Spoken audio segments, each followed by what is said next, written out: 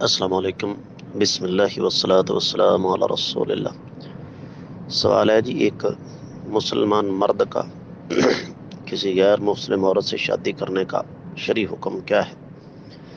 سوال یہ ہے کہ کیا مسلمان خواتین ختم ہو گئیں دنیا سے، یا آپ کو مسلمان خواتین سے کیا مسئلہ ہے کہ آپ غیر مسلم سے شادی کرنا چاہتے ہیں؟ پہلی بات تو یہ۔ دوسری بات یہ ہے کہ ایک ہمارے سامنے دلیل رکھی جاتی ہے کہ جناب اہل کتاب سے شادی کرنے کی اجازت ہے۔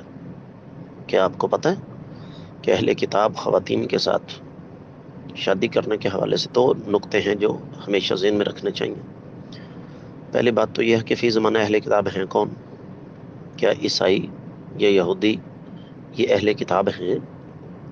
ان کے پاس جو کتابیں ہیں کیا واقعی وہ آسمانی ہیں؟ یہ نام کیا اہل کتاب ہے؟ دوسری بات ہے کہ تسلیم جدلی کے طور پر اگر مان بھی لیا جائے کہ یہ اہل کتاب ہیں، تب بھی ان کی خواتین کے ساتھ شادی کرنے کی 3 شرطیں ہیں۔ سب سے پہلی کہ وہ پاک باز ہوں۔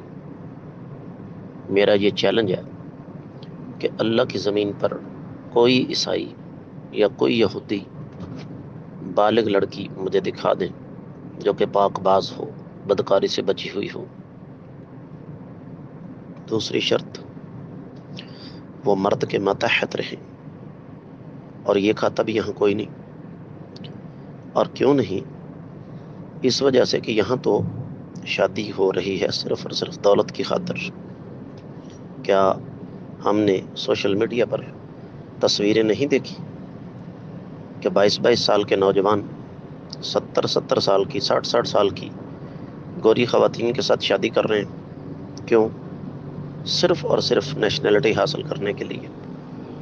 اور جس نے آپ کو نیشنلٹی حاصل کر کے دینی ہے، کیا وہ آپ کے ماتحت رہے گی؟ یقینی طور پر نہیں۔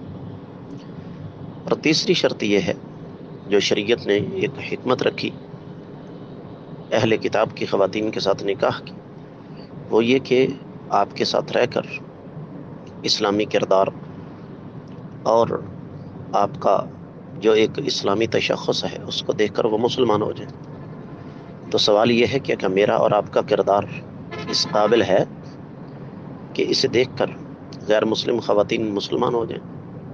یہاں تو یہ سلسلہ ہی نہیں، اصل بات کچھ اور ہے، اور وہ آپ بھی جانتے، میں بھی اچھی طرح جانتا ہوں۔ امید ہے کہ آپ کو سمجھ آ گئی ہوگی۔ واللہ اعلم۔